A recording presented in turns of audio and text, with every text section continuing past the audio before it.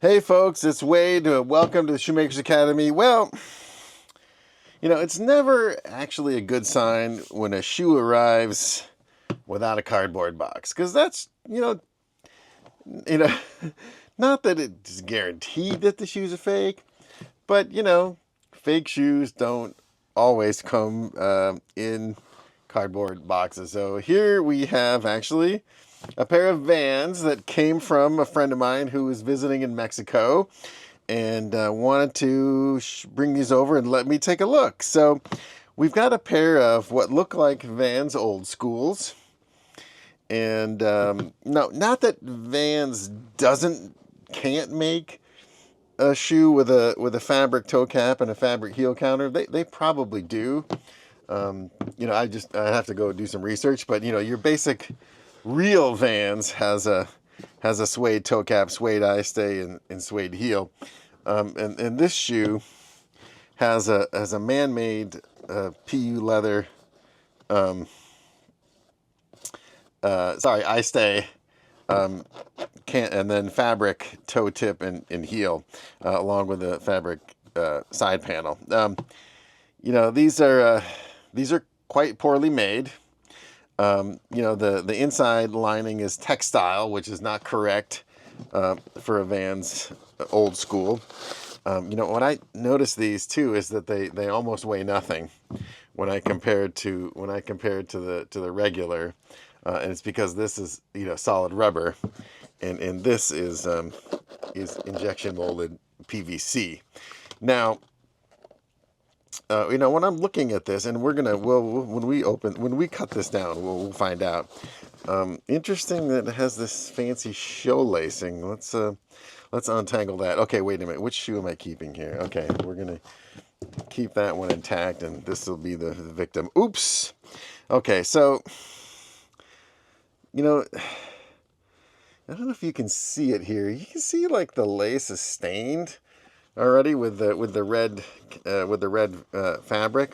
That is called crocking, and crocking is basically color transfer, right? If a material is inexpensive or poorly dyed or incorrectly dyed, then the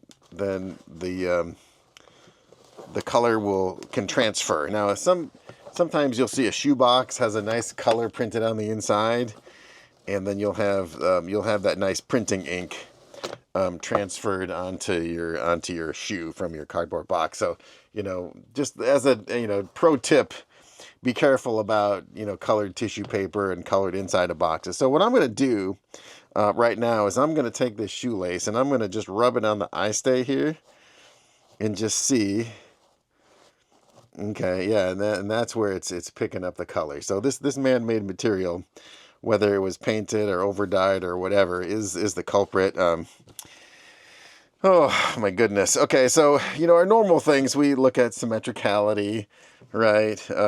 We look at wrinkles. I look at when I'm looking at this shoe, I see the way that this heel counter is formed. It just goes around and then it goes straight. The real Vans. Look at the difference of the openings of these two shoes, right? This thing's all pinched. This is a beautiful curve, and it's nice and smooth. First of all, this also is that traditional sort of vinyl that Vans uses on their collar. This is a textile lining, and of course, all this man-made textile just tells you that this shoe's not vulcanized, right? And I kind of can guess that just by handling it. But when I look on the bottom here, you can see in the real shoe, there's that nice straight line, right? And that's because this is a piece of tape. Actually,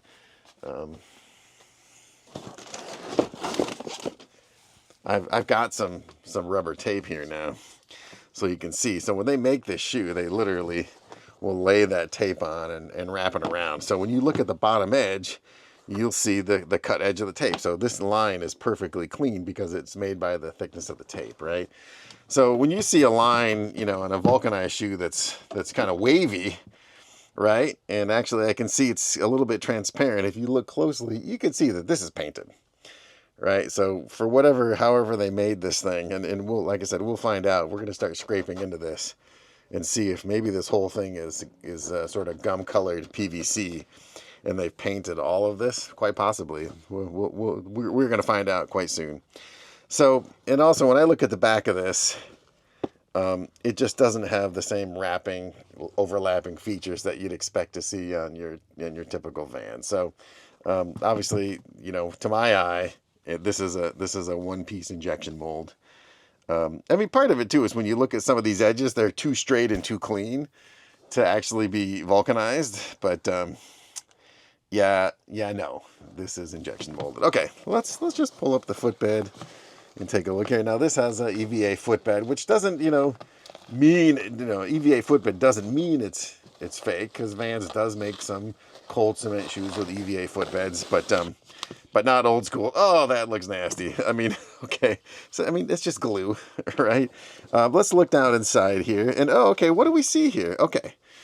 So, we see the lasting board. And actually, it in this case, it really looks just like cardboard. And it's got glue on it. And also, I see a big slob of glue just on the inside of the lining of the shoe. So, really kind of a glued up mess, and I see lots of glue that float out down there. Okay, that's the one we're gonna keep. Okay, so yeah, let's look at this over here, and this one, oh yeah, this one's got, that thing's got a big, glob of glue, on the inside of it too. So, but okay, what we're looking at here though is that this upper is sitting on top of the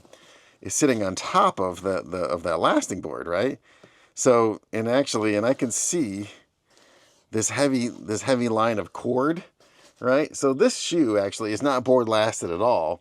It's string lasted. So in board lasting, the upper comes down, right? And the lasting board is inside, right? So when you look down into the shoe, the lasting board is sitting on top of this edge of fabric, right? So that's actual real lasting construction, board lasting construction. Now this one, when you lift up the footbed, you see that the fabric is sitting on top of the stroller board.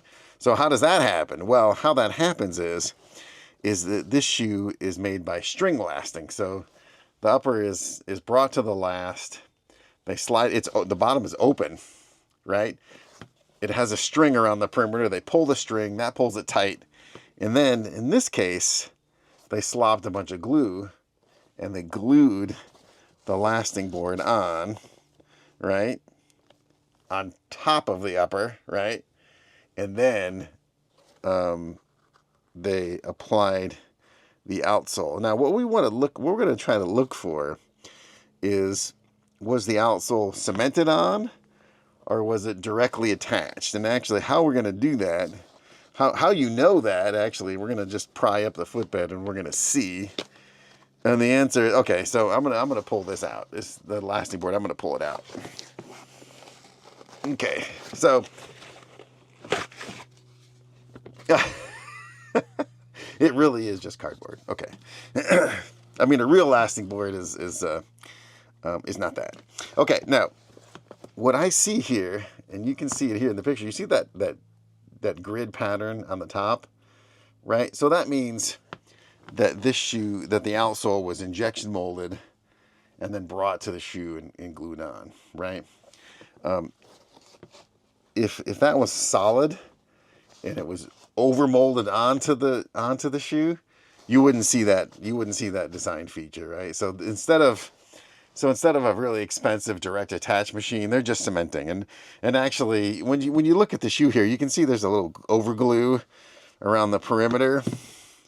And that kind of was your first clue, and a little gap there. That's sort of your first clue that this shoe was made by cementing process, not direct inject. So direct inject is when the upper is put on the upper is put on the last, and you take it to an injection machine that basically attaches the outsole by injecting it over the shoe. Okay, so that's not what we have here. What we have here is a cold cement. Okay, string lasted cold cement. So let's do our duty here, and let's get a look at the inside of this. When I say bad boy, I mean literally bad boy. Okay, let's just cut it down. Now, because this shoe is basically PVC. I bet I could just use my scissors and cut the whole thing. Yep, there we go. Let's just keep cutting here.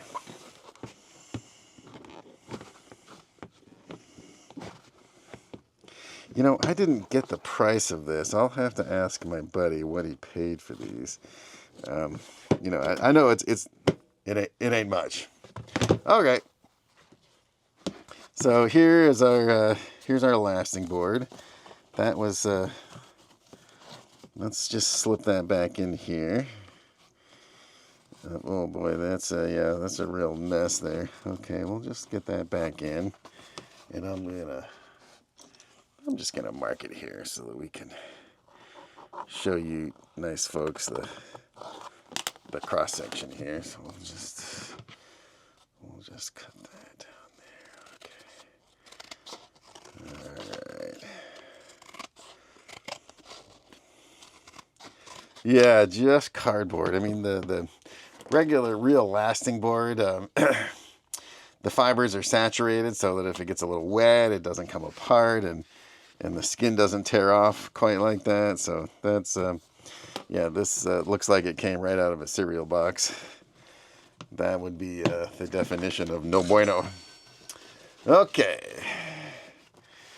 Let's just mark this, and we'll cut that down also.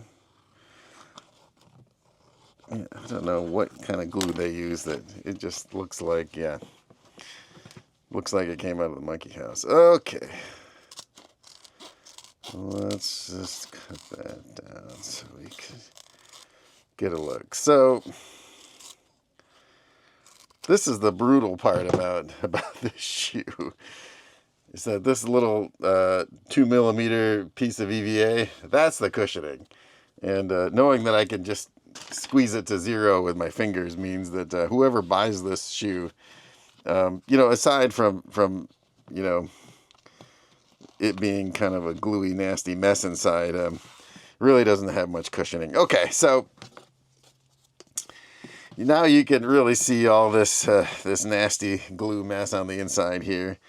Oh yeah, the tongue. Okay, so you know, it's funny. This is that sort of non-woven fabric that you might make a disposable shoe bag out of, right, or something gross. Okay, so here there is a fibrous reinforcing material here behind the toe cap.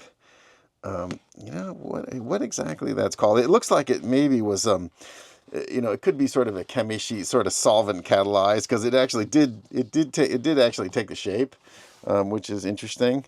And let's just go over here to the heel counter, and I want to peel that back. Oh, that's interesting. Okay, so the collar foam, you know, actually, yeah, this non-woven fabric in the back here is cheap as chips.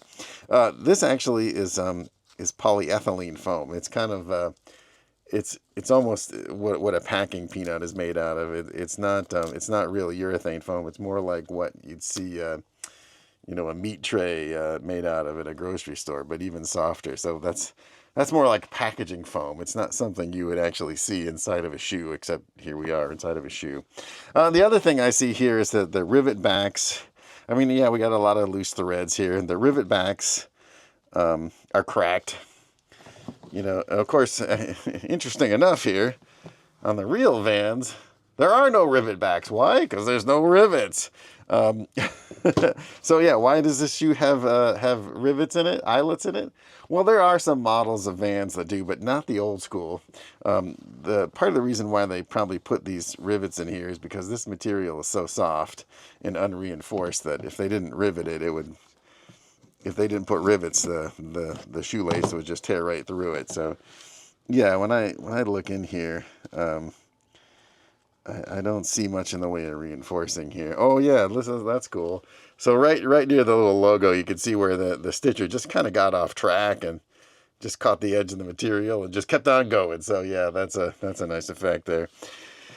Oh boy, yeah. I mean, so looking at the tongue attachment. This edge is not very clean. It's all kind of bunched up, and there's a little tab hanging loose there, so you'll definitely catch that. You know, there is some chemi sheet in the heel, so at least it's holding up semi straight. But you know, this is the this is the part. Like, this is a low shoe already, the real one, and then when you look at the fake one, you see, oh my goodness, you know, I wouldn't want to walk across the parking lot in that. You are literally on the ground. Yeah, for skateboarding, this is the ultimate in board feel shoe, but you're not going to be able to step on a penny without feeling it. Oh boy, yeah. So let's just take a look at our injection. So this is this cord around the perimeter. That's the string of string lasting, and you can see. Oh, it is interesting, actually. So it is a dual injection, right? When I look here, I see that it's gum-colored plastic here and then white plastic there. So I thought that might be paint. Still looks like it could be paint. No, it's not, actually. Huh. That's strange. Yeah, I mean, it is two-color injection, which is a nice effect. Usually on this kind of a deal, you don't see that, but there it is. They sort of figured out how to do that. But man, this, yeah, I don't know if you can feel how plasticky that feels. Yeah, that's nasty stuff.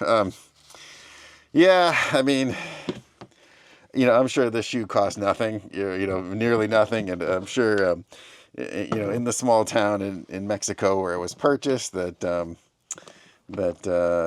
you know, someone needed a pair of shoes and they got them down the road. But yeah, this is pretty terrible, pretty terrible fake. You know, the outsole's injected plastic. The stripe is not nicely painted on. The logo is sort of, oh no, it's actually a little rubber PVC sticker that's glued on there. It's kind of coming apart already. So yeah, this is a really crummy fake. You know, and not that Vans shoes are spectacular quality always, but you know, when you start to, because these are still inexpensive shoes, but when you compare it to a fake shoe, yeah, man, it makes the regular Vans look like a real dynamite shoe. So hey, just in case you were wondering, and I know I've said it, I say it again, don't buy fake shoes.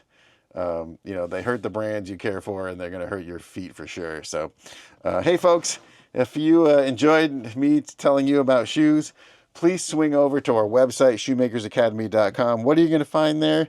You're going to find more videos. You're going to find in-depth books.